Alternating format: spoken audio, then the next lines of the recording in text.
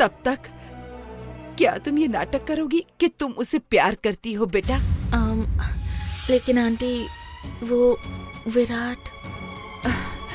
देखो, एक औरत होने के नाते मैं समझ सकती हूँ, लेकिन अब एक माँ होने के नाते मैं तुम्हारे आगे हाथ जोड़ती हूँ बेटा।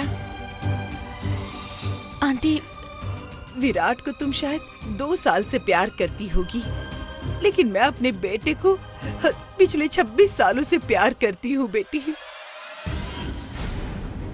अगर उसे कुछ हो गया तो मैं जिंदा नहीं रह पाऊंगी। मैं हाथ जोड़ती हूँ। आंटी प्लीज आप ऐसी बातें मत कीजिए। जैसा कह रही हैं वैसा ही होगा। जब तक आप राम को कुछ नहीं बताएंगे तब तक मैं कुछ नहीं कहूंगी। हम पर तुम्हारा एहसान रहेगा। अरे आंटी, एहसान तो आपका है। बिन माँ की बच्ची हूँ मैं।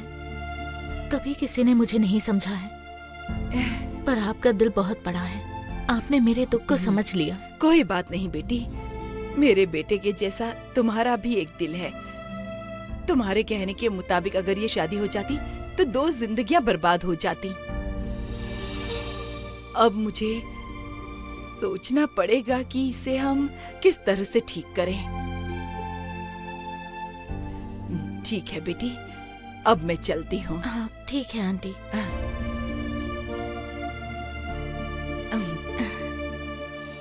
ख्याल रखना। हाँ आंटी। आंटी बहुत अच्छी हैं। चलो, कम से कम इन्होंने तो मुझे समझ लिया। मोबाइल मिल गया। सबसे पहले विराट को फोन करती हूँ।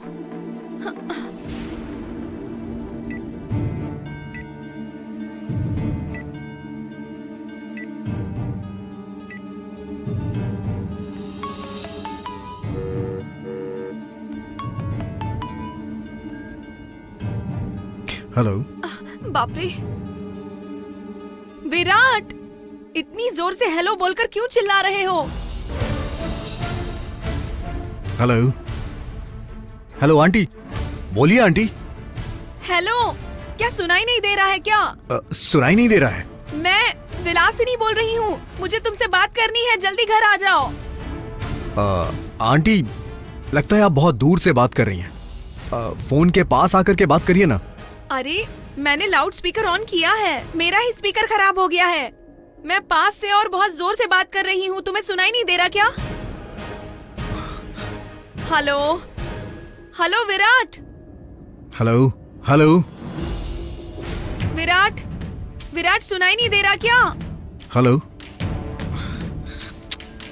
Hello, hello.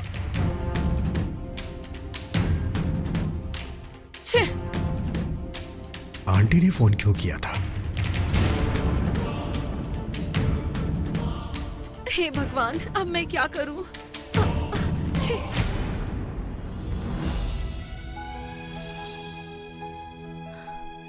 अरे रे, आंटी को बॉक्स देना तो भूल ही गई। अब पार्किंग लॉट के पास ही होंगी। पहले ये बॉक्स देकर आती हूँ।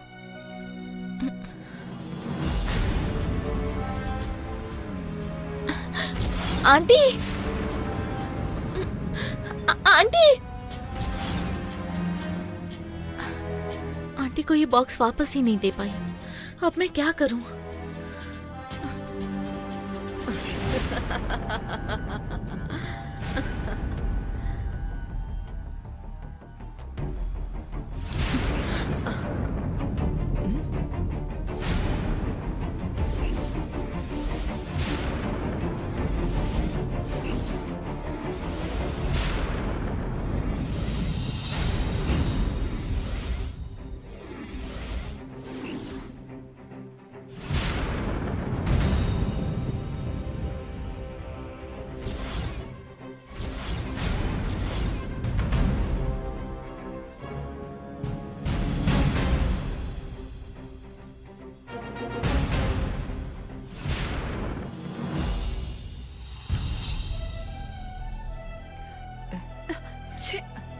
अंकल, आपसे एक बात पूछनी थी। कल से विलासिनी आंटी कहीं नजर नहीं आ रही है और उनका मोबाइल भी यहीं पड़ा हुआ है। ये सब हमें ब्लैकमेल करने का तरीका है बेटी। इंटरनेशनल जीवन जीने का नाटक करती है, लेकिन लोकल आइडिया अभी छूटा नहीं है। वो बात नहीं है अंकल, मैं सोच रही थी कि वो कहाँ गई होंगी। और कहाँ गई होगी बेटी? कहते हैं ना, पेड़ का फल जमीन पर ही गिरता है। अपनी छोटी बहन के घर पर गई होगी। लेकिन वो फोन लेकर तो जा सकती थी ना अंकल। हाँ, अगर फोन लेकर जाती तो मैं फोन पर उससे माफी मांगता। फोन लेकर नहीं गई तो मैं उनके घर पर जाकर उससे माफी मांगूंगा, ऐसा सोचती है। मैं ऐसा नहीं करूंगा। हाँ, मैं यहाँ सामने नहीं हूँ, इसीलिए मेरे बारे में ऐसी बातें कर रहे हो ना। ठीक है, आपको अच्छे से सबक सिखाऊंगी मैं। अंकल, चाहे कुछ भी हो, वो आपकी पत्नी है। पत्नी को पत्नी की तरह रहना चाहिए ना, पति की तरह नहीं रहना चाहिए। हमारे गांव की एक कहावत है, जहां सुविधा है वहां तो कोई भी रह सकता है, लेकिन दिखावा है वहां कोई नहीं रह सकता। इतना ही नहीं, दिखावा करने वाले लोग दिखावा करके भी नहीं रह सकते हैं। यहाँ भी वही हुआ है। अजी, मुझे ऐसा लगा आपको मुझसे थोड़ा सा तो प्यार होगा, लेकिन मुझे अभी पता चल रहा है कि मेरे बारे में आपकी क्या राय है। रहने दो, मैं आपको इतनी आसानी से नहीं छोड़ूंगी। मैं आपको देख लूंगी, अच्छी तरह से देख लूंगी।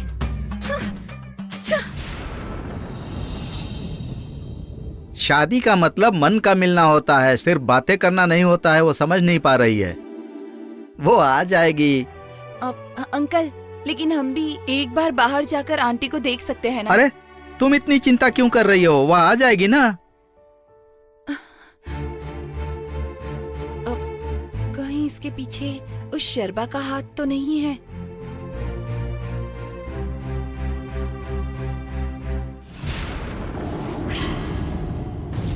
नंबोदरी, हर पूर्णिमा के दिन वो जननी अपनी अपार शक्ति से बाहर आकर एक साधारण सी नागिन में बदल जाती है।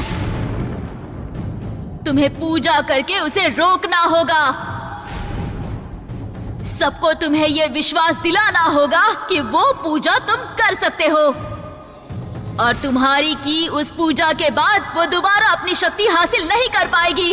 इतना ही नहीं, आगे उसे तुम्हारी आज्ञा की भी आवश्यकता होनी चाहिए।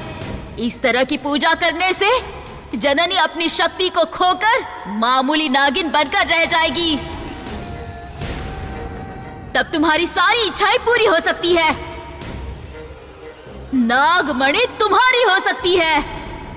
धन्यवाद, धन्यवाद महाशक्ति, आपका धन्यवाद।